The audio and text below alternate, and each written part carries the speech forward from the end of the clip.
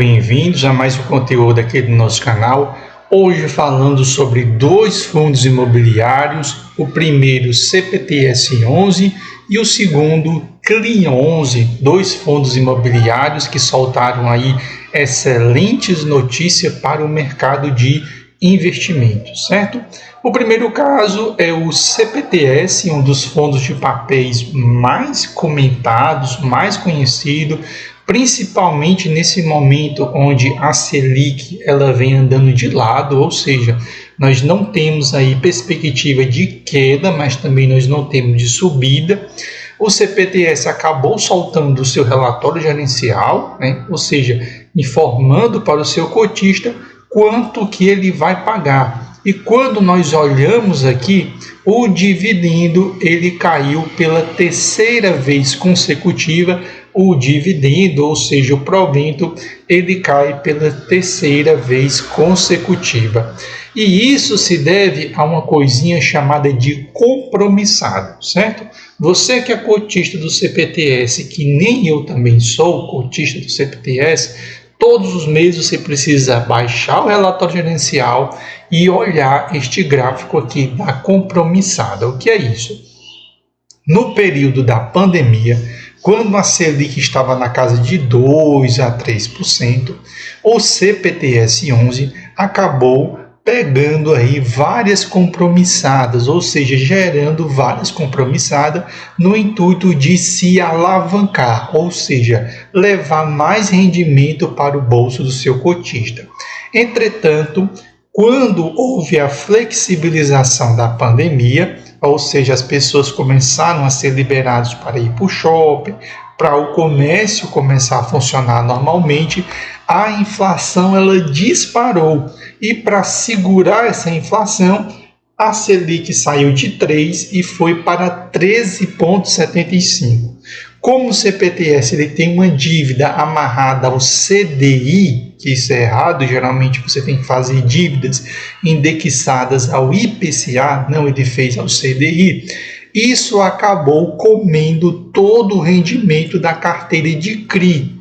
E os CRI, ou seja, a sua carteira de CRI é o principal responsável por colocar rendimento no bolso do cotista. Então, um benefício que foi muito alto lá, 0,77, 0,6, 0,86, 0,98, depois negativou e permaneceu assim até maio, até ali entre março e abril, permaneceu assim, negativa. Acabou positivando em alguns momentos, como nós podemos observar, existem alguns meses onde, por exemplo, positivou o mês de janeiro, o mês de fevereiro, o mês de abril positivou, mas o que aconteceu? A taxa de juros americana permaneceu alta, o governo não conseguiu fechar as contas públicas, dinheiro começou a sair do país e a taxa Selic caindo. Então, qual foi a alternativa do Banco Central? Acabou decidindo por manter essa taxa de juros. Como houve a manutenção da taxa de juros e ela não vai cair mais esse ano, como o CPTS tem dívidas indexadas ao CDI, de novo a compromissada ela volta a impactar. Por isso que nós vamos ter por 3 meses consecutivos o dividendo caindo, esse provento caindo, e se essa Selic provavelmente vai continuar alta até o final do ano, provavelmente esse dividendo ele vai baixar de 0,77, ou seja, vamos pegar 0,75, como aqui, chegou a pagar 0,065, 0,061 e nos momentos mais difíceis chegou a pagar 0,054. Só para você sentir o peso da Selic, ou seja, de você ter uma dívida até lá da Selic. Mas é um fundo ruim? Não é, porque como nós podemos observar, o pior já passou. Agora, o pior já passou se a Selic cair. Se a Selic voltar a subir, o pior continua, certo? Porque nós já tivemos período onde tem uma compromissada indexada a um CDI de 13,75, ou seja, é uma dívida impagável, certo? Se nós olharmos aqui, você talvez diga, poxa, mas o CPTS está positivando nesse mês, claro, porque o que aconteceu? Uma coisinha chamada de reforma tributária. Não foi nada não, foi só reforma tributária, ou seja, um reequilíbrio das contas públicas e das taxas que são cobradas, né, a partir da reforma tributária. Isso favorece a renda variável. Claro que quando o texto estiver finalizado, alguns setores vão ser mais impactados do que outros e, de novo, nós vamos ter a renda variável sofrendo.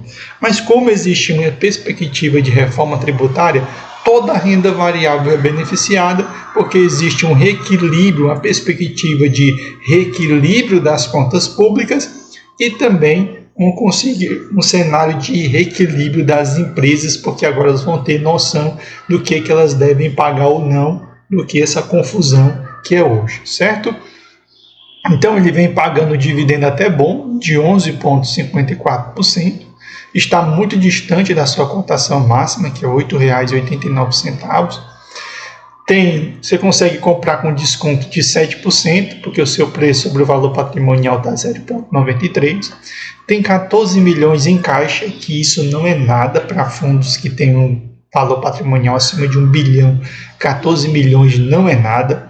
Seu dividend yield cai em média anualmente 11% por causa da compromissada e a sua cotação também cai na taxa de quase 6% ao ano por causa do impacto da compromissada, mas mesmo assim ele mantém uma excelente base de cotista, 389.719, certo?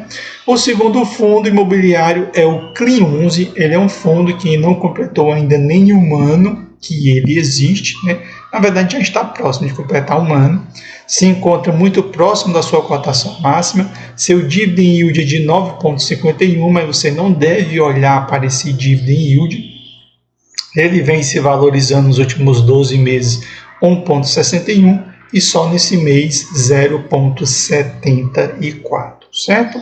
Seu valor patrimonial R$ 99,15, você consegue comprar ele com desconto de 3%, tem em caixa 37 milhões e tem 12.801 cotista, ou seja, é aquele novo fundo imobiliário que vem surgindo e ele já entrou dentro do IFIX e ele tem uma liquidez diária próximo de 1 milhão. Para um fundo que surgiu agora, esse é um valor muito grande. E outro dado muito interessante é desde que ele surgiu, ele paga acima de 1% para os seus investidores. Como a Selic está alta, os fundos de papéis eles acabam sendo beneficiados e os fundos de tijolos eles acabam caindo. Então, o CLIN 11 parece nesse cenário ser um excelente fundo imobiliário, não para você que está entrando agora, não, para você que já está posicionado. Você que está entrando agora, você tem que buscar fundos imobiliários que têm patrimônio acima de 1 bilhão e uma liquidez diária acima de 1 milhão, certo? Aqui o CLIN é para você que já está posicionado, certo? Vamos dar uma olhadinha nele por dentro. Eles têm 25 CRI, tem um patrimônio de 431 milhões, por isso que ele não é para você que está começando agora. A duração média desses CRI são de 3,1 anos, está indexado 85% à inflação e 15% ao CDI, tem uma taxa de IPCA mais 9,2 e um CDI mais 5,2, por isso que eu não entendo como é que alguém sai do fundo imobiliário, vende, paga 20% de imposto e pega esse dinheiro e compra renda fixa para ganhar IPCA 6 ou Selic mais 0,1, quando você tem IPCA mais 9,2 e CDI mais 5,2, onde você recebe proventos isentos de imposto. Localização, 77% no Sudeste, 23% em outras regiões. Dividendo distribuído 95 centavos por cota, isso dá um dividend yield mensal de 0,97% ao mês e 12,28% ao ano, certo?